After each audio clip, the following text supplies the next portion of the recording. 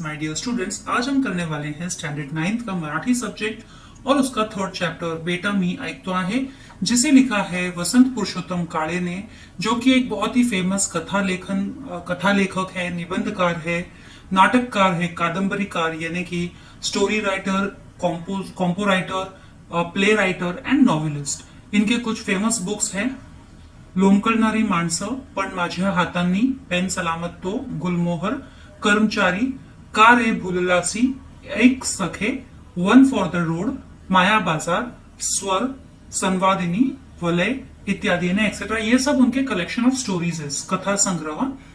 ही वाट एकटीची, partner इत्यादि कादंबरी लेखन, ये दोनों उनके नॉवेल्स है। आकर्षक कथांके ओघवती निवेदन शैली आणि चटपटी संवाद यांमुळे त्यांच्या कथा वाचक प्रिय आहे। यानी ये जो भी लिखते हैं इनकी स्टोरीज खुद ही अट्रैक्टिव होती है, क्योंकि उनका जो राइटिंग स्टाइल है वो बहुत ही पोलाइट है, और साथ ही साथ जो कॉन्वर्जेशन, जो डायलॉग्स ये यूज करते हैं अपने स्टोरीज में, वो भी बहुत मजेदार होते हैं। इसी वजह से लोग उनकी स्टोरीज को पसंद करते हैं।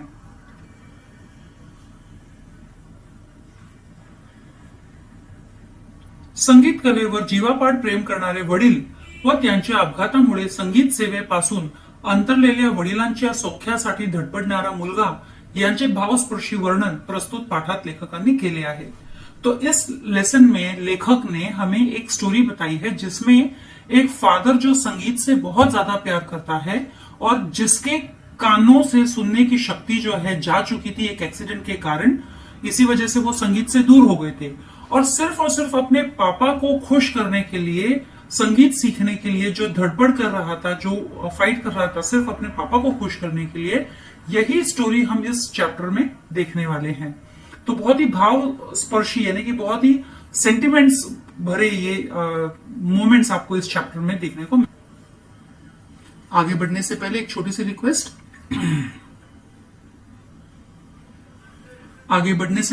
सी रिक्वेस्ट जो हमेशा से मेरी रहती है, वो ये कि अगर आप मेरे चैनल के लिए नए हैं तो जरूर से सब्सक्राइब कीजिए मेरे चैनल को, that is learn with Hema को, और साथ ही साथ अपने फ्रेंड्स के साथ भी इसे जरूर से शेयर कीजिए। और अगर आपको मेरे वीडियोस पसंद आते हैं, यूजफुल लगते हैं, तो इन्हें लाइक करना ना भूलिए।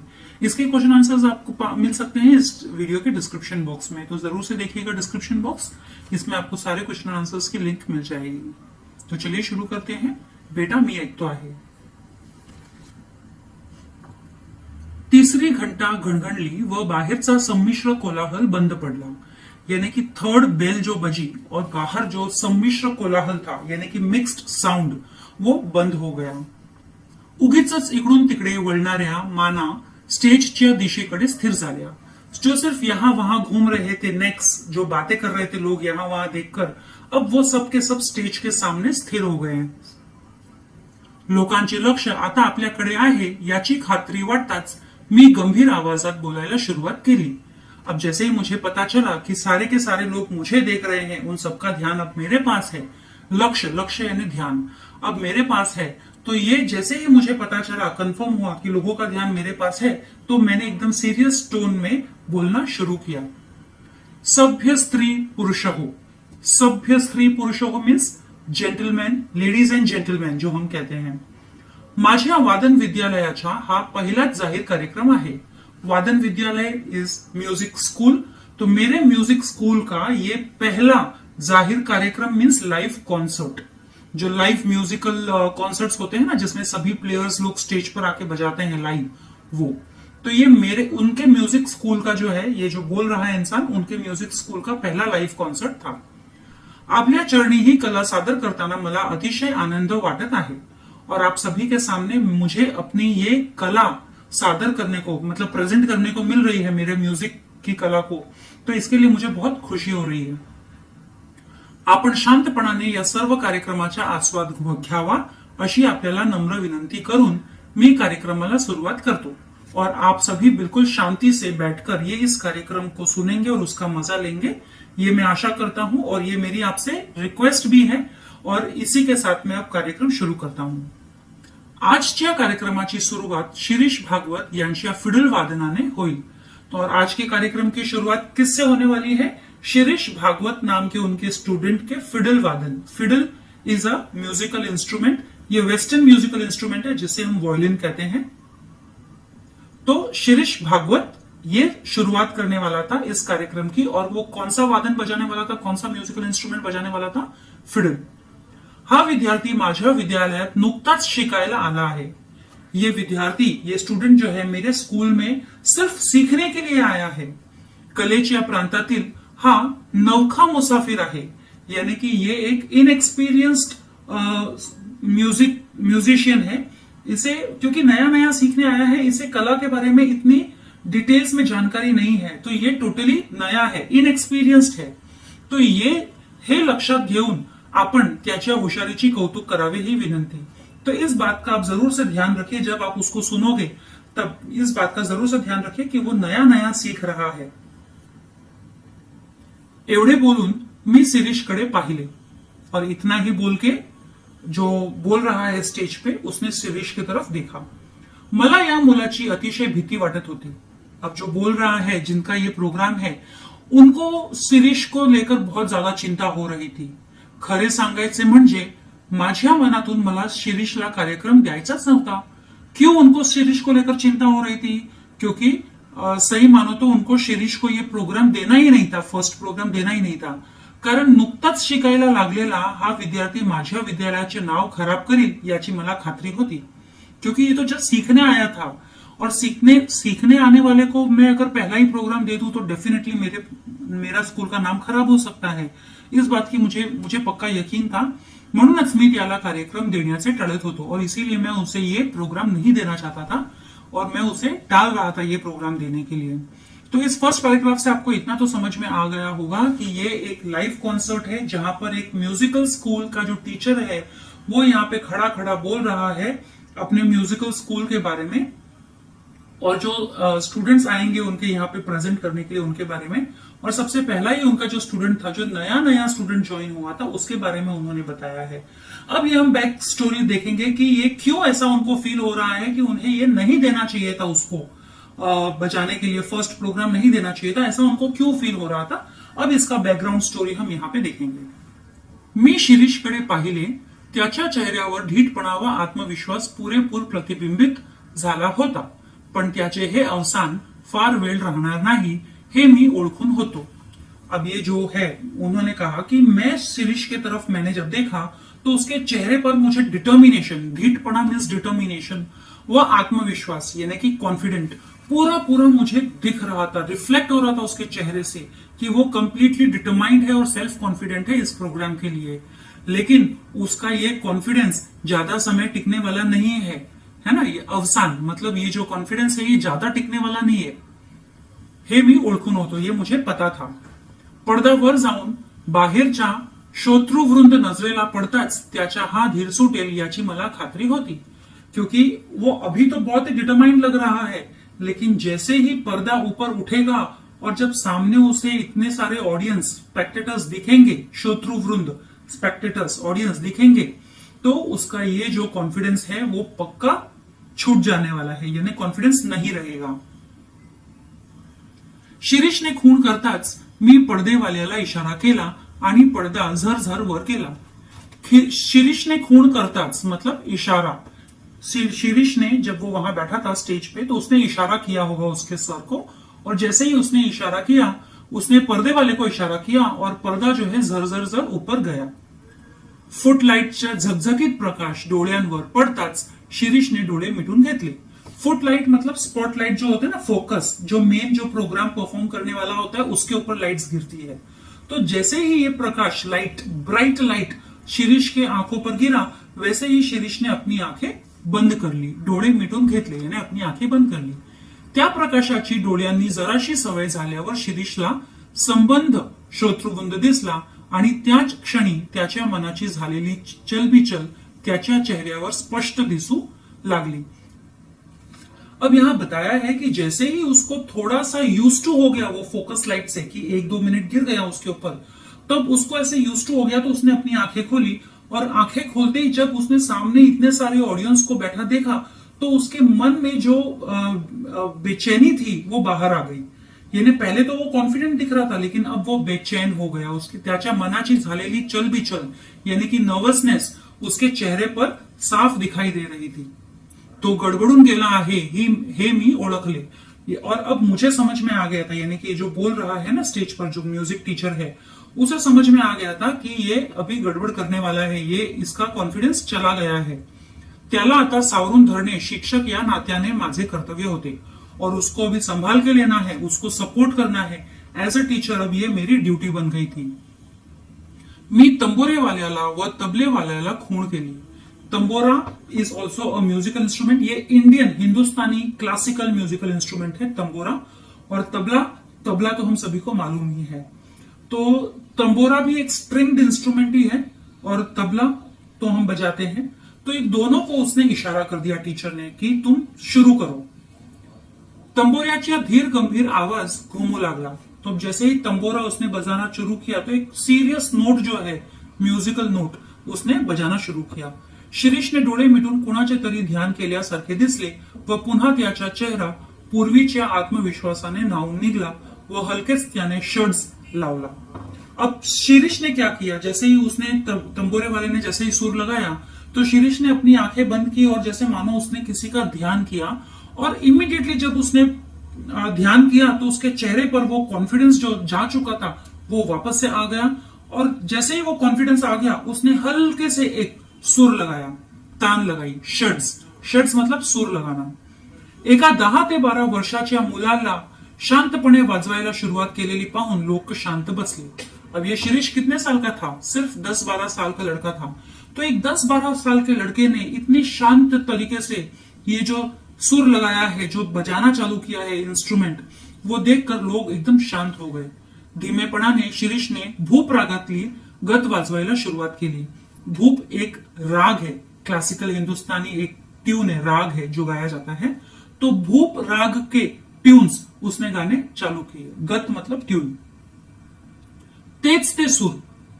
अब टीचर जो वहां खड़ा खड़ा सुन रहा है वो सोच रहा है, अरे ये तो एकदम परफेक्ट तेज ते सुर, जो भूप राग है बिल्कुल वही वो बजा रहा है. मात्रेचा ही फरक नहीं, मतलब इतना परफेक्ट बजा रहा है, कहीं पर भी नहीं गड़बड़ाया वो.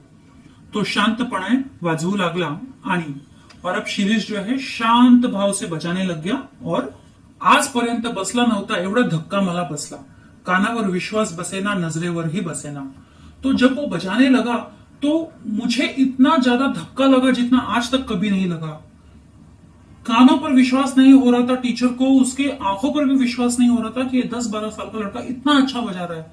सोचो, टीचर को ही विश्वास नहीं हो रहा है तो ऐसा क्या हुआ होगा. पंचेंद्रिय दगा तर देत नाहीत ना, अशी शंका मनाला चाटून गेली.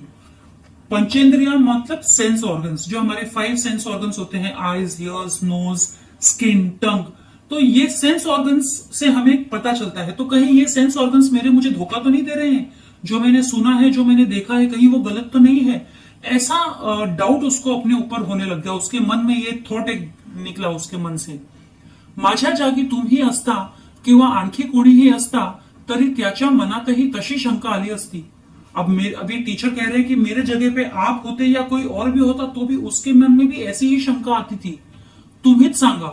सुमारे 6 महिन्यांपूर्वी शिरीष माझ्या विद्यालयात आला. धीटपणे त्याने विचारले, आपणच का पी जनार्दन?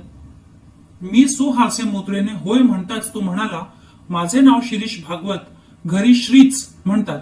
मला गाण्याची फार आवड आहे. अब वो टीचर बता रहे हैं कि क्यों उनको ये डाउट हुआ. तो ये स्टोरी बता रहे हैं कि इतने अच्छे से जो उसने बजाया शिरीष ने, क्यों उनको डाउट हो रहा था, क्या कारण था. तो वो बता रहे हैं कि अगर मेरी जगह पे तुम भी होते तो क्या करते.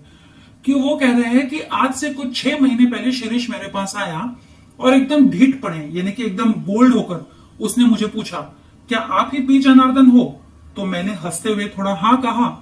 तो उसने कहा, मेरा नाम शिरीष भागवत है, घर पे सब मुझे श्री कहते हैं और मुझे गाने का बहुत शौक है, मुझे गाना बहुत पसंद है. तुला गाण्याची आवड आहे तर. तो पी जनार्दन जो गुरु है, टीचर है जो, वो कहते हैं कि अगर तुमको गाना अच्छा लगता है तो मैं क्या करूं. माझ्यापेक्षा माझ्या वडिलांना मी शिकलेले फार आवडेल. तो ये ऊपर से और कहता है कि मुझसे ज्यादा तो मेरे फादर को मेरा सीखा हुआ ज्यादा पसंद आएगा. त्याच्या चमत्कारिक उत्तराचे मला नवल वाटू लागले व थोडासा रागही येऊ लागला. अब इतना फास्ट, अभी 10-12 साल का लड़का बोले तो वो कितना धीट होगा, कितना फास्ट उसने बोला कि मुझसे भी ज्यादा मेरे फादर को अच्छा लगेगा अगर मैंने सीखा तो उसके ये जो चमत्कारिक उत्तर था, मतलब इमीडिएट उत्तर था एकदम से, तो उससे मुझे आश्चर्य भी हुआ, नवल वाटू लागले, यानी आश्चर्य भी हुआ और थोड़ा गुस्सा भी आया कि ये कितना बेधड़क है, कोई रिस्पेक्ट ही नहीं है, किस तरह से बात करना है. तो थोडा वेळ थांबून पुढे म्हणाला, मी आपल्याकडे शिकायला येईल, पण माझी एक अट आहे. मी शिकायला आलो की रोज माझ्याबरोबर माझे वडील पण येतील व शिकवणी चालू असताना वर्गातच बसतील. आता मात्र मला राग आला. अब वो जो बोला ना कि मेरे पापा को ज्यादा अच्छा लगेगा मुझसे ज्यादा अगर मैंने सीखा तो मुझे तो गुस्सा आ रहा था. पी जनार्दन को ये बोल रहा था, मुझे तो गुस्सा आ रहा था, लेकिन फिर थोड़ा देर रुक के उसने वापस से बोला मुझे कि मैं यहाँ पे आपके पास सीखने आऊंगा, लेकिन मेरी एक शर्त है. अब ये बंदा सीखने जा रहा है तो सिखाने वाला शर्त रखना चाहिए या सीखने वाला शर्त रखना चाहिए. तो यहाँ पर ये जो सीखने जा रहा है वो शर्त रख रहा है कि मेरी एक शर्त है, अट आहे. अट आहे मतलब शर्त है कि मी शिकायला आलो की रोज माझ्या बरोबर माझे वडील पण येतील. कि मैं सीखने आया तो मेरे साथ रोज मेरे फादर भी आएंगे और जब तक मैं सीख रहा हूं तब तक वो मेरे क्लास में ही बैठेंगे, मेरे साथ ही बैठेंगे. अब ऐसा कोई बोलेगा क्या कहीं पर आप सीखने जाते हो तो आप कहीं पर भी सीखने जाओगे कुछ भी तो कोई आपके पेरेंट को अलाउ नहीं करेगा. आता मात्र मला राग आला. तो ये टीचर को अभी गुस्सा आया ये सुनकर. मी जाणीवपूर्वक हंसत म्हणालो. तो जानबूझकर मैंने हंसते हुए कहा, मान्य, चलो ठीक है, तुम्हारी शर्त मंजूर है, तुझी अटी एकदम मान्य है, पण त्यासाठी तुला महिना 50 रुपये फी द्यावी लागेल, लेकिन उसके लिए तुझे अलग से 50 रुपया फीस देना पड़ेगा. कबूल, उद्यापासून मी येतो. तो लड़का बोलता है ठीक है, मंजूर है, कल से मैं आता हूं. माझ्या बरोबर वडील पण येतील बरं का, मेरे साथ पापा भी आएंगे मेरे, ठीक है ना. असं म्हणून माझ्या आश्चर्यचकित चेहऱ्याकडे न बघता शिरीष चटकन निघून गेला. अब ये शिरीष की बात सुनकर गुरु तो टीचर जो है एकदम आश्चर्यचकित हो गया था, लेकिन उस बच्चे ने तो गुरु के फेस की तरफ देखा ही नहीं कि वो आश्चर्यचकित हुआ या नहीं, और वो वहां से फटाफट निकल गया. चटकन निघून गेलो मतलब फटाफट निकल गया. दुसऱ्या दिवशी तो अगदी वेळेवर आला. दुसरा दिन एकदम टाइम पर आया. त्याच्याबरोबर एक वयस्कर आणि भारदस्त गृहस्थ आले होते. उसके साथ एक एल्डरली और स्ट्रॉन्ग फिजिक वाले एक आदमी आए थे. शिरीष म्हणाला, हे माझे वडील नाना. तो शिरीष ने कहा कि ये मेरे पापा है, इन्हें हम नाना कहते हैं. आमचे नमस्कार झाले. मतलब इन दोनों ने, टीचर ने और फादर ने एक दूसरे को नमस्कार किया. एक अक्षर न बोलता नाना खुर्चीवर बसले. अब नाना ने कुछ नहीं कहा और वो जाकर चेयर पर बैठ गए. मी पण न बोलता वायोलिन काढले व शिरीषच्या हातात दिली. मैंने भी कुछ नहीं बोला और मैंने वायोलिन निकाला और शिरीष के हाथ में दिया. त्याने बरोबर वही वगैरे आणलेली पाहताच माझ्या त्यांच्याबद्दलचा ग्रह चांगला झाला. अब वो अपने साथ में, क्योंकि बुक भी लाया था लिखने के लिए, नोट्स लिखने के लिए, तो ये बात देखकर मुझे अच्छा लगा, क्योंकि एज अ टीचर हम चाहते हैं कि बच्चों के पास में नोट्स लेने के लिए हमेशा बुक होना चाहिए. तो इसीलिए जो मेरा उस पर गुस्सा था, जो टीचर का उस पर गुस्सा था, वो थोड़ा कम हो गया. ग्रह चांगला झाला मतलब उस बच्चे के लिए जो विचार था, जो गुस्सा था, वो कम हो गया और अच्छा हो गया. पहिल्या दिवशी प्राथमिक माहिती व पहिला धडा दिल्यावर मी हातात वायोलिन घेतले. मतलब फर्स्ट डे मैंने जो एक बेसिक इंफॉर्मेशन होती है वो दिया और फर्स्ट लेसन मैंने उसको सिखाया और फिर वायोलिन मैंने अपने हाथ में लिया. ये टीचर बोल रहा है. माझ्या विद्यालयात येणाऱ्या विद्यार्थ्यांना पहिल्या दिवशी स्वतःच वाजवून दाखवायचे अशी माझी प्रथा होती. अब टीचर कहते हैं कि जो भी स्टूडेंट मेरे स्कूल में फर्स्ट डे आता है उसे मैं खुद बजाकर बताता हूं. तो ये मेरा स्कूल का एक रूल था, अशी माझी प्रथा होती. मतलब एक नियम था की मैं बजा के बताता हूं उस बच्चे को. त्यामागील हेतू एवढाच की मला त्यांना सुचवायचे असते की नेटाने नीट टिकलात तर इतपत वाजू शकाल. तो ये मेरा बजाने का सिर्फ एक ही मेरा मोटिव है. टीचर कहते हैं कि मेरा सबसे पहले दिन बजाने का एक ही मोटिव है कि जो भी बच्चा सीखने आया है उसे ये बात समझ में आ जाए कि अगर आप ठीक ठाक से बैठे पूरा क्लास और आपने बजाना सीखा, प्रैक्टिस अच्छी की, तो जो मैं अभी बजा रहा हूं आप इतना तो बजा ही सकोगे. त्याप्रमाणे सुमारे 20 मिनिटे में पिलू रागातली एक गत वाजवून दाखवली. तो इस वजह और उसी हिसाब से मैंने करीब करीब 20 मिनट तक एक पिलू राग, जैसे हमने ऊपर पढ़ा था एक और राग था, वैसे ये पिलू राग है. पिलू राग मैंने उसको बजाकर बताया 20 मिनट तक. कितने मिनट तक वो पिलू राग उसने बजाया? 20 मिनट तक. जीवाचे कान करून नाना ऐकत होते. जीवाचे कान करून मतलब तन मन धन से बहुत ही अटेंटिवली वो सुन रहे थे. जीवाचे कान करून मतलब वेरी अटेंटिवली नाना सुन रहे थे. वह शिरीष माझ्याकडे व नानांकडे आळीपाळीने बघत होता. और शिरीष जो है कभी मेरे पास देख रहा था, कभी नाना के पास देख रहा था, बारी बारी से. आळीपाळीने मतलब बारी बारी से देख रहा था. मी वायोलिन खाली ठेवले व नानांकडे पाहिले. मैंने वायोलिन नीचे रखा और नाना की तरफ देखा. त्यांच्या चेहऱ्यावर तृप्तीचे समाधान स्पष्टपणे दिसत होते. उनके चेहरे पर जो सेटिस्फेक्शन था वो एकदम साफ साफ दिखाई दे रहा था. ये जो सुनने के बाद में, वायलिन सुनने के बाद में जो सेटिस्फेक्शन नाना के चेहरे पे था वो एकदम साफ दिखाई दे रहा था. आपण जाऊया आता, शिरीष म्हणाला व पिता पुत्र उठले. अब शिरीष बोला कि चलो अब हम निकलते हैं. और शिरीष और उसके फादर जो नाना है दोनों उठ गए. मीच आपण होऊन विचारले, काय कसं काय वाटलं एकंदरीत. अब शिरीष तो उठ गया अपने फादर के साथ में, तो मैंने ही आगे होकर बजाया. अब नॉर्मली क्या होता है कि कोई अगर कुछ बजाता है तो हम बोलते हैं ना, अरे वाह, कुछ तो तारीफ करते हैं. लेकिन इन दोनों ने कुछ बोला नहीं, तो मैंने खुद ने उठकर पूछा कि क्यों, कैसा लगा मेरा बजाया हुआ. वाह, उत्कृष्ट. त्याबद्दल प्रश्नच नाही. तो ये कौन बोल रहा है? शिरीष ने मध्यच उत्तर दिले. शिरीष नहीं बीच में, उसने पूछा नाना को, लेकिन शिरीष ने बीच में आंसर दे दिया कि वाह, इसका तो कोई जवाब ही नहीं. ये तो बहुत ही बढ़िया था, कमाल का था. मला त्याच्या आगाऊ स्वभावाचा राग आला. अब ये जो अनवांटेडली जो आगे आगे होकर बोल रहा था, जो अपनी चालाकी दिखा रहा था, क्लेवरनेस दिखा रहा था, तो ये उसकी बात नाना टीचर को पसंद नहीं आई. आपण कुठं असता कामाला, बोचकपणे शिरीषच पुन्हा म्हणाला. बोचकपणे means being over smart. Over smart होते हुए शिरीष ही वापस बोला कि अरे आप कहाँ होते हैं काम के लिए. तो मला वाटले की मध्ये मध्ये बोलल्याबद्दल नाना शिरीषला दम भरतील, पण त्या उलट ते कौतुकाच्या नजरेनेच त्याच्याकडे पाहत होते. तो अब टीचर को क्या लगा कि जो बीच बीच में ये शिरीष बोल रहा है ना, ओवर स्मार्ट बन रहा है, तो नाना उसको गुस्सा करेंगे, उसके फादर. लेकिन उसके उल्टे वो तो उसको एकदम कौतुक के नजरों से देख रहे थे. कौतुक की नजरों से नहीं, तारीफ करने वाली नजरों से देख रहे थे, खुश होते हुए. तो अब नियमितपणे रोज पिता पुत्राची जोडी येऊ लागली. नियमितपणे रेग्युलरली दोनों फादर एंड सन की जोड़ी आने लग गई. शिरीषची प्रगती पाहून मात्र प्रसंगी मी पण आश्चर्यचकित होत होतो. अब जैसे जैसे शिरीष प्रोग्रेस कर रहा था, अच्छा से अच्छा बजा रहा था, तो उसके प्रोग्रेस को देखकर मैं भी थोड़ा आश्चर्यचकित था. मैं भी थोड़ा सा ये हो गया था कि अरे वाह, कितना एकदम अच्छे से उसने बजाना सीख लिया है. त्याचा हात वाजवायला अतिशय हलका होता आणि माझ्या सर्व विद्यार्थ्यात त्याची आकलन शक्ती फारच दांडगी होती. आकलन शक्ति is grasping power, to know something. और बहुत गहरी थी. दांडगी मतलब बहुत गहरी थी. बहुत अच्छे से उसको कोई भी चीज समझ में आ जाती थी. और उसका हाथ बहुत हल्का था बजाने में. इसकी वजह से वो बहुत अच्छी तरीके से स्मूथली बजा पाता था कोई भी ट्यून.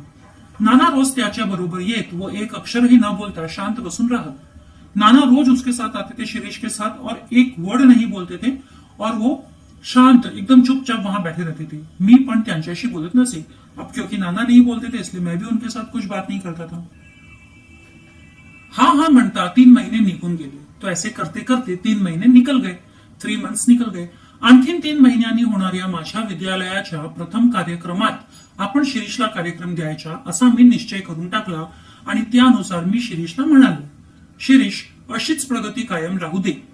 अब जैसे तैसे करके 3 महीने निकल गए. और 3 महीने बाद में उनके म्यूजिकल स्कूल का एक लाइव कॉन्सर्ट होने वाला था, जो कि स्टार्टिंग में ही हमने देखा था वो लाइव कॉन्सर्ट के बारे में. तो वो 3 महीने बाद होने वाला था ये उस वक्त.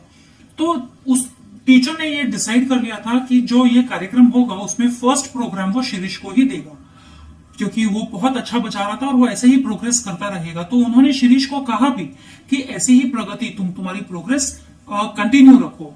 आपल्या विद्यालयाच्या कार्यक्रमात मी तुझा कार्यक्रम ठेवणार आहे, और हमारे स्कूल का जो लाइव कॉन्सर्ट होगा, कार्यक्रम होगा, उसमें मैं तुम्हारा प्रोग्राम परफॉर्मेंस रखने वाला हूं. हे ऐकल्यावर शिरीषला अत्यंत होईल अशी कल्पना होती, पण त्याच्या चेहऱ्यावर आनंदाचा काहीही भावना दिसले नाहीत.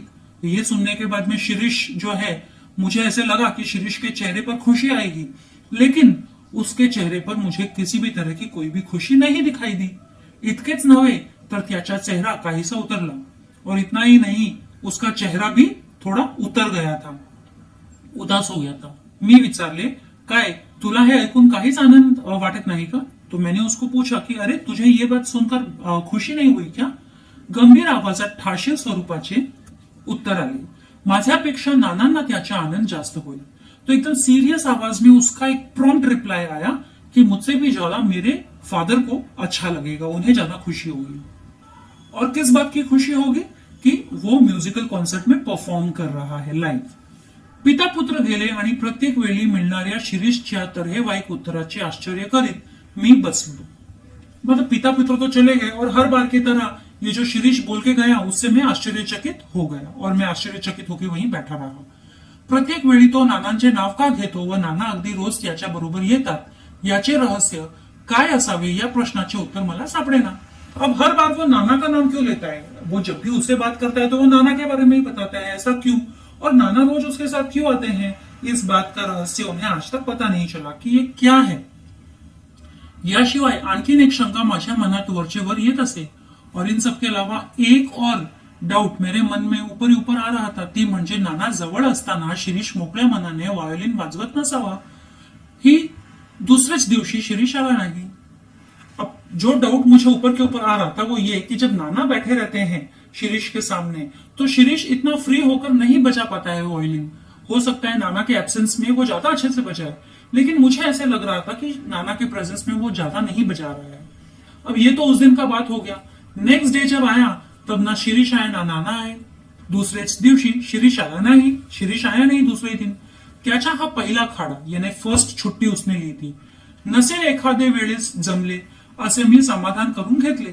तो टीचर ने ऐसे ही सेटिस्फेक्शन करके ले लिया कि हो सकता है कोई दिन एक आध दिन नहीं जमे. होता है ना, हम रोज रोज कहीं जाते हैं तो एक आध दिन हम बीमार पड़ गए और जाने की इच्छा नहीं हो, कुछ हो, तो वो उन्होंने ऐसे ही सेटिस्फेक्शन करके ले लिया कि चलो कोई बात नहीं, एक दिन नहीं आया तो कोई बात नहीं. पण त्याच्या दुसऱ्या दिवशी सुद्धा शिरीष आला नाही. बट उसके नेक्स्ट डे भी वो नहीं आया. चौथा दिवस गेला, फोर्थ डे गया, पाचवा गेला, फिफ्थ डे भी गया आणि तसेच 15 दिवस गेले और वैसे ही 15 दिन चले गए. शिरीषचा पत्ता नव्हता. उसका कहीं पर कुछ पता ही नहीं था कि कहाँ है. मेरे पास उसका एड्रेस भी नहीं था. 16व्या दिवशी एक मनुष्य निरोप व फी चे पैसे घेऊन आला. तो 16th डे पर एक आदमी आया. एक मैसेज था उसके पास और वो फी का पैसा भी लेकर आया. नाना आजारी असल्यामुळे शिरीष येऊ शकणार नाही. उसका मैसेज क्या था कि क्योंकि नाना बीमार है इसलिए शिरीष नहीं आ पाएगा असे तो म्हणाला. पण थोड्याशा त्राग्यानं मी म्हणालो, तो मैं थोडासा गुस्सा होकर बोला, नानांशी त्याला काय करायचे आहे, इकडे कार्यक्रम जवळ येत चालला आहे, त्याचे काय. तो मैं थोड़ा सा मतलब टीचर थोड़ा सा ऐसे गुस्सा होकर बोले कि नाना से क्या करना है उसको, कार्यक्रम पास में आ रहा है, उसका क्या. शिरीष आला नाही. त्याची वाट पाहून मी त्याचा कार्यक्रम रद्द केला. तो शिरीष आया ही नहीं. उसका इंतजार करते करते जब वो नहीं आया फाइनली तो मैंने उसका जो कार्यक्रम रखा था लाइव कॉन्सर्ट में वो मैंने कैंसिल कर दिया. त्याचे नाव पण काढायचे नाही असे ठरवून मी बाकीचे विद्यार्थी तैयार केले. अब शिरीष नहीं आया ना, उसका नाम भी नहीं निकालने का. इतना गुस्सा आ रहा था मास्टर को, टीचर को शिरीष के ऊपर, तो उसका नाम भी नहीं निकालना है. और ये सोचकर उसने बाकी के जो स्टुडंट्स थे उन लोगों को तैयार करना शुरू किया. समारंभाचा दिवस उगवला आणि सकाळपासून शिरीषच्या आठवणीने मी उगाच बेचैन झालो होतो. अब जो परफॉर्मेंस का दिन आया, प्रोग्राम का दिन आया और सुबह से मैं शिरीष के बारे में सोच सोच के बेचैन हो रहा था, नर्वस हो रहा था, ऐसे टीचर बोल रहे हैं. सकाळची इति कामे आटोपून मी जरा स्वस्थ बसतो न बसतो तोच दारात शिरीष उभा. सकाळची यानी सुबह सुबह के जो भी काम होते हैं वो फटाफट करके मैं सोचा था थोड़ा सा आराम से बैठूं. तो जैसे ही मैं बैठता हूं देखता हूं तो सामने शिरीष खड़ा है दरवाजे पे. मी ताड़कन उभा राहिलो. मतलब जैसे ही मैं बैठा शिरीष को देखा फटाफट उभा खड़ा हो गया ताड़कन यानी इमिडिएटली. त्याच्या जवळ गेलो, उसके पास गया. अरे तुझा पत्ता तरी काय, आणि आज एकटाच कसा काय, नाना कसे नाहीत बरोबर, इकडची दुनिया तिकडे होईल ना. तो वो बोलते अरे तेरा पत्ता किधर है, तू है किधर, और आज अकेला कैसे है, तेरे नाना कहाँ है तेरे साथ में, वो क्यों नहीं आए, अगर वो आ जाते तो क्या यहाँ की दुनिया वहां हो जाती. इकडची दुनिया तिकडेच झाली आहे सर, यापुढे मी एकटाच दिसेन. तो वो कहता है कि अरे सर यहाँ की दुनिया वहां हो गई है, सब कुछ बदल गया है, अब इसके आगे मैं आपको अकेला ही दिखूंगा. माझे नाना माझे नाना माझे नाना कायम से गेले हो सर. मतलब वो बहुत ही दुख के स्वर में बोल रहा है कि मेरे नाना जो है वो हमेशा के लिए चले गए हैं, मतलब मर गए हैं. बऱ्याच सात्वनानंतर त्याने विचारले और थोड़ा सा उसको कंसोल किया. उसके बाद में उसने पूछा, सांत्वना देना मतलब किसी को हम दिलासा देते हैं ना, वो. तो वो दिलासा देने के बाद में उसने मुझे पूछा, आज आपल्या विद्यालयाचा कार्यक्रम ना. तो उसने पूछा कि सर आज हमारे विद्यालय का स्कूल का कार्यक्रम है ना. मी खिन्नपणे हो म्हणालो. तो मैं थोड़ा उदासीन होकर हाँ मैंने कहा. मग मला आज कार्यक्रम दिया. तो वो बोलता है कि तो आज आप मुझे कार्यक्रम दो, मुझे परफॉर्म करने दो. नाही म्हणू नका सर, एवढीच इच्छा पूर्वा. बोलते प्लीज सर आज मना मत करना, मेरी बस इतनी सी इच्छा पूरी कर दो, आज आप मुझे कार्यक्रम दे दो. तो असे म्हणल्यावर मात्र माझ्यातला शिक्षक जागा झाला. जब वो ऐसे कर रहा था, विनंती रिक्वेस्ट कर रहा था, तो मेरे अंदर का जो शिक्षक है एज ए टीचर मेरे अंदर का, वो जागरूक हो गया कि एज अ पर्सन तो मैं उसको मना भी कर दूं, बट एज अ टीचर मैं अपने स्टुडंट को अपसेट नाही करना चाहता. मी सौम्य आवाजात म्हणालो. तो मैंने एकदम पोलाइट आवाज में कहा, शिरीष मी तुझ्या भावना ओळखतो, पण आज माझा नाईलाज आहे. तो सर बोले एकदम पोलाइट वर्ड्स में कि शिरीष मैं तुम्हारी भावना समझता हूँ, मैं तुम्हारी फीलिंग समझता हूँ, लेकिन आज मैं कुछ नहीं कर सकता हूँ, आज मेरे हाथ में कुछ नहीं है. आजच्या या पहिल्या कार्यक्रमावरच आपल्या विद्यालयाची इब्रत अवलंबून आहे. आज के इस पहले कार्यक्रम के ऊपर ही हमारे जो म्यूजिक स्कूल है उसकी इज्जत निर्भर है. यानी पहला कार्यक्रम अच्छा नहीं हुआ तो स्कूल की इज्जत पूरी खराब हो जाएगी, मिट्टी में मिल जाएगी. त्यातून तुझी 2 महिने गैरहजेरी लागलेली, तूच सांग मी तुला कार्यक्रम कसा दूं. और इसमें तू 2 महीने से आया नहीं है, तू एब्सेंट रहा है, तो तेरी प्रैक्टिस कहां हुई होगी, तो मैं तुझे कार्यक्रम कैसे दे दूं. इतना इंपॉर्टेंट डे है आज. अगतिक होऊन शिरीष म्हणाला. एकदम एकदम ज्यादा इमोशनल होकर शिरीष ने कहा, सर माझी एवढी एकच विनंती मान्य करा, मला आज वाजवू दे, नंतर जन्मात हाथ लावणार नाही व्हायोलिनला. तो वो बेचारा बहुत ज्यादा रिक्वेस्ट करते हुए कहा उसने कि सर प्लीज आज मुझे एक दिन दे दो, उसके बाद मैं जिंदगी में कभी इस वायलिन को हाथ नहीं लगाऊंगा. तो सर कहते तू पुढे जन्मभर वाजव, तू चाहिए तो पूरा जन्मभर बजा, पण आज वाजवू नको, तुझी मनस्थिती ही आज बरोबर नहीं, लेकिन आज मत बजा, क्योंकि आज तेरी मनस्थिति, मन की दशा जो है बराबर नहीं है, तो हो सकता है तू प्रोग्राम भी बराबर ना दे पाए, तू बाकी जिंदगी भर बजा, लेकिन आज मत बजा. मला परवानगी दिलीत तर माझी मनस्थिति आपोआपच सुधारेल. तो वो शिरीष कहता कि अगर आपने मुझे परमिशन दे दिया तो मेरी मनस्थिति अपने आप ही सुधर जाएगी. शेवटी त्याचे दुखित मन पुन्हा आणखी कशाला दुखवा असा विचार करून मी त्याला परवानगी दिली. मात्र पहिलाच कार्यक्रम त्याचा ठेवावा असेच मी ठरवले. तो उसके जो मन की स्थिति थी वो ध्यान में रखते हुए फाइनली मैंने विचार किया कि ठीक है, मैं उसे परमिशन दे देता हूं और पहला ही कार्यक्रम उसका रख देता हूं. त्याप्रमाणे मी परवानगी दिली आणि शिरीष वाजवू लागला. इसी वजह से मैंने उसको परमिशन दे दी और अब जो वो शिरीष बजाने लग गया है. अब हमने जो पहले जो स्टार्टिंग में पढ़ा था ना, वो स्टेज पर देखकर लोगों को, ऑडियंस को एकदम डिस्टर्ब हो गया था, कॉन्फिडेंस चला गया था, फिर आंखें बंद करके कुछ सोचा और वापस कॉन्फिडेंस आ गया और उसने अच्छे से बजाया. तो टीचर भी एकदम शॉक्ड हो गए कि इसने इतना अच्छा बजाया तो कैसे बजाया. तो अब ये यहां से हमारा कंटिन्यू हो रहा है. शिरीष कार्यक्रम करण्यात मुरलेल्या एखाद्या वादकाप्रमाणे वाजवत होता. अब शिरीष जब ये कार्यक्रम कर रहा था तो वो इस तरह से बजा रहा था जैसे मानो कोई बहुत ही एक्सपिरियंस्ड पर्सन जो है म्युझिक प्लेयर वो बजा रहा हो. इतके शिकला तरी कुठे याचाच मी विचार करत होतो. आणि त्यापेक्षाही मला मुख्य प्रश्न असा पडला होता की नवीनच शिकायला लागलेला मुलगा इतके उत्कृष्ट वाजवतो तर जुने मुरलेले विद्यार्थी किती छान वाजवत असतील असेच बाहेरचे लोक म्हणत असणार, तेव्हा याच्या नंतर वाजवायला कुणाला बसावे. तो अब ये जो है, जो टीचर के मन में जो क्वेश्चंस आ रहे थे वो ये था कि अरे उसने इतना सारा सीखा तो कहां, ये वो सोच रहा था कि इतना अच्छा जो उसने बजाया, क्योंकि 2 महीने से तो आया ही नहीं था वो, और तो उसने सीखा कहां पर, यही उसके समझ में नहीं आ रहा था. और एक और क्वेश्चन जो उसको पड़ रहा था कि बाहर के लोग क्या सोच रहे होंगे, ऑडियंस क्या सोच रही होगी. क्योंकि जब उसने इंट्रोड्यूस किया था शिरीष को तो ये बोलकर इंट्रोड्यूस किया था कि ये नया नया नौखा मुसाफिर है ना, ये वर्ड यूज किया था कि ये नया नया बजाना सीख रहा है, तो ये सोचकर ही आप उसकी प्रशंसा करें, उसे आंखें. तो अब तो ये उसने तो ऐसे बजाया है जैसे मानो बहुत एक्सपीरियंस्ड प्लेयर, ये म्यूजिशियन हो. तो अगर नया सीखने आने वाला बच्चा एकदम एक्सपीरियंस्ड पर्सन की तरह बजाने लगे तो जो एक्सपीरियंस्ड वाले हो जाएंगे वो कैसे बजाएंगे. ये क्वेश्चन बाहर के सभी लोगों को होगा. बिल्कुल इतना अच्छा उसने बजाया था. तालियांच्या कडकडाटाने मी भानावर आलो. तो जैसे ही सब लोगों ने उसका खत्म होने पर, प्रोग्राम खत्म होने पर तालियां बजाई जोर जोर से, तो तालियों की कड़कड़ाहट से मेरी सोच टूटी. ये सब सोच रहा था ना टीचर की इतना अच्छा बजा रहा है, कहां सीखा उसने. शिरीष आता आला व त्याने माझ्या पायांवर डोके ठेवले. अब शिरीष का प्रोग्राम खत्म हुआ तो वो आया और उसने अपने टीचर के पैरों पर अपना सर रखा, मतलब उसके ब्लेसिंग्स लिए. मी त्याला उठवत विचारली. तो मैंने उसको उठाते हुए पूछा, शिरीष हा काय प्रकार आहे. तो टीचर ने उसको पूछा कि अरे ये क्या है, तू माझ्याकडे न येता आणखीन कुठे शिकत होतास, तू मेरे पास नहीं आके और कहीं जाके सीख रहा था. डोळे पुशीत शिरीष म्हणाला, सर काय ही भलताच शंका. तो अपने आंसू पोंछते हुए शिरीष बोला कि सर ये फालतू की डाउट क्यों कर रहे हो, मी तुम्हाला सर्व सविस्तर सांगतो, मैं सब कुछ तुम्हें आपको बताता हूं. ज्या दिवशी मी तुमच्याकडे फी व चिट्ठी पाठवली त्याच रात्री नाना वारले. जिस दिन मैंने आपको फीस और चिट्ठी भेजी थी, मैसेज भेजा था, उसी दिन नाना गुजर गए. मला धक्काच बसला.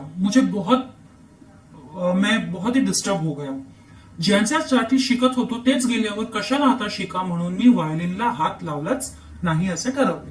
मतलब जिनके लिए मैं सीख रहा था वो तो नाना के लिए सीख रहा था ना यहाँ पे, लेकिन जिनके लिए मैं सीख रहा हूं वो ही अब नहीं रहे, तो अब मुझे क्यों इस म्यूजिकल इंस्ट्रूमेंट को हात लगाना है. तुम्हाला कदाचित माहित असेल किंवा नसलेही माझे नाना एकेकाळी उत्कृष्ट गवई होते. मतलब आपको शायद ये बात पता है कि नहीं है, आई डोंट नो, बट मेरे नाना जो है वो किसी वक्त में एक बहुत अच्छे गवई हुआ करते थे, सिंगर. पण त्यांना एकदा कसलासा जबर अपघात झाला व त्या अपघातात ते ठार बहिरे झाले. लेकिन उनके साथ में कोई एक एक्सीडेंट, ऐसा जबरदस्त एक्सीडेंट हो गया जिसकी वजह से वो एकदम बहरे हो गए. उन्हें कुछ सुनाई नहीं देता है, त्यांना काहीही ऐकू येत नसे, उन्हें कुछ सुनाई नहीं देता है. ओठांच्या हालचालींवरून त्यांना काही शब्द समझत. अपने होठों के मूवमेंट पर, लिप मूवमेंट पर कुछ कुछ शब्द उनको समझ में आते हैं. बहिरेपणाच्या इतर गैरसोयीपेक्षा संगीत सेवा अंतरली याचाच नानांना धक्का बसला. अब बहिरापन है ये उनको, इससे कोई तकलीफ नहीं है, लेकिन बहरेपन से उनका संगीत से भी नाता टूट गया, इस बात का उनको ज्यादा धक्का लगा. शेवटी त्यांनी मला काहीतरी वाद्य शिकण्यासाठी उद्युक्त केले. लेकिन फिर फाइनली उन्होंने मुझे प्रोत्साहन दिया, मुझे इंस्पायर किया की तुम कुछ तो भी सीखो म्युझिकल इंस्ट्रुमेंट बजाना. कोणीतरी संगीत शास्त्रासाठी सतत धडपड करत असल्याचे पाहण्याच्या त्यांना अमाप सौख्य मिळत होते. मतलब उन्हें ये बात जानकर बहुत खुशी होती थी कि कोई तो है जो संगीत प्रेमी है और संगीत सीख रहा है और संगीत सीखने के लिए अपनी जान लगा रहा है. और इसी बात से उन्हें बहुत सुख मिल रहा था, खुशी हो रही थी. म्हणूनच ते रोज माझ्या बरोबर इथे येत होते और इसीलिए वो रोज मेरे साथ यहाँ पर आते थे. पण त्यांना ऐकू काहीच येत नव्हते, लेकिन उनको सुनाई कुछ नहीं देता था. त्यामुळे मला वारंवार खेद व्हायचा और इसीलिए मुझे बार बार दुख होता था की मी वाजवण्यात कितीही प्रगती व कौशल्य दाखवले तरी माझे नाना काही ते ऐकू शकत नाहीत. या विचाराने मला नानांसमोर मोकळेपणा वाटत नव्हता. तो मैं इतना अच्छा बजा रहा था लेकिन फिर भी मुझे दुख हो रहा था कि मैं कितना ही अच्छा क्यों ना बजाऊं, लेकिन मेरे नाना तो सुन नहीं सकते वो. तो इसी बात से मुझे उनके सामने बजाने में फ्रीडम महसूस नहीं होती थी, मैं खुलेपन से नहीं बजा पाता था. ज्या दिवशी नाना गेले त्याच दिवशी मी ठरवले की संगीत बंद. तो जिस दिन नाना की डेथ हुई थी उसी दिन मैंने सोच लिया था कि अब संगीत बंद, मैं संगीत नहीं सीखूंगा. पण दुसऱ्याच क्षणी मनात विचार आला की माझे नाना जेव्हा माझे वादन ऐकू शकत नव्हते पण आता माझ्याच शेजारी बसून नक्की ऐकत आहे. तो लेकिन जैसे ही मैंने ये सोचा कि अब मैं म्यूजिकल इंस्ट्रूमेंट नहीं बजाऊंगा, तो उसी दूसरे क्षण मेरे दिमाग में ये बात आई कि जब पहले नाना जिंदा थे तब वो मेरा म्यूजिक सुन नहीं सकते थे, लेकिन अब तो वो मर गए हैं, अब तो वो मेरे बाजू में ही बैठकर वो मेरा पूरा म्युझिक सुन सकते हैं. या विचारा सरशी लोकांच्या निंदेकडे लक्ष न देता मी त्याच दिवसापासून वायलिन वाजवायला शुरुआत केली. तो जैसे ही ये सोच मेरे दिमाग में आई तो मैंने लोगों के क्या कहेंगे लोग इस बात की बिल्कुल परवाह नहीं की और मैंने उसी दिन से वायलिन सीखना शुरुआत किया. आज सकाळपर्यंत मी कुठे बाहेर पडलो नव्हतो और आज सुबह तक मैंने किधर भी घर से बाहर नहीं गया था उस दिन से लेकर. 24 तास एकच उद्योग, 24 घंटे सिर्फ एक ही काम, एकच ध्यास, एक ही मकसद. मी सराव करू लागलो. सराव मीन्स प्रैक्टिस. मैं प्रैक्टिस करने लगा. म्हणजे मला भास व्हायचा और कि पुढच्या ताना व सूर मला नानाच सांगत आहेत और मुझे ऐसा एहसास होता था कि आगे के सुर और ताल जो भी है मुझे नाना ही बता रहे हैं. तबल्याचा ठेका त्यांनीच धरला आहे और जो बजा रहा है तबला वो मानो वो ही बजा रहे हैं. व तंबोऱ्याच्या तारांवर पण त्याचीच बोटी फिरत आहेत और मुझे ऐसा लग रहा जैसे तंबोरा भी मेरे फादर ही, नाना ही बजा रहे हैं. आज कार्यक्रमाच्या सुरुवातीला एवढे लोग पाहून मी गडबडून गेलो होतो. आज कार्यक्रम की शुरुआत में इतने सारे लोग देखकर मैं थोड़ा सा नर्वस हो गया था. पण डोळे मिटून घेताच नानांची मूर्ति डोळ्यांसमोर आली. लेकिन जैसे ही आंखें बंद की नाना की मूर्ति, मतलब नाना का फेस मेरे आंखों के सामने आ गया. ते म्हणाले बेटा वाजव, मी ऐकतो आहे. और उन्होंने कहा बेटा बजाओ, मैं तुम्हें सुन रहा हूं. मला जोर चढला और मुझे और उत्साह आया. माझ्या डोळ्यांसमोर प्रेक्षक नव्हते. अब मेरे सामने कोई ऑडियंस नहीं थी, थिएटर नव्हते, मतलब कोई थिएटर नहीं था, कोई नहीं था मेरे सामने. होते फक्त माझे नाना, मी आणि सूर. जो थे वो सिर्फ मैं, मेरे नाना और मेरे सुर. शिरीष गप्प बसला आणि मी काहीच बोलू शकत नव्हतो. शिरीष ये सब बताकर चुप हो गया और मैं कुछ भी बोल नहीं पा रहा था. तो इसी के साथ बच्चों ये चैप्टर खत्म हो गया। इसके क्वेश्चन आंसर्स के लिंक आप इसके डिस्क्रिप्शन बॉक्स में देख सकते हो। इसी के साथ मैं यहीं पर वीडियो एंड करती हूँ। जल्दी मिलेंगे अगले वीडियो में, तब तक के लिए stay safe, stay secure. Thank you.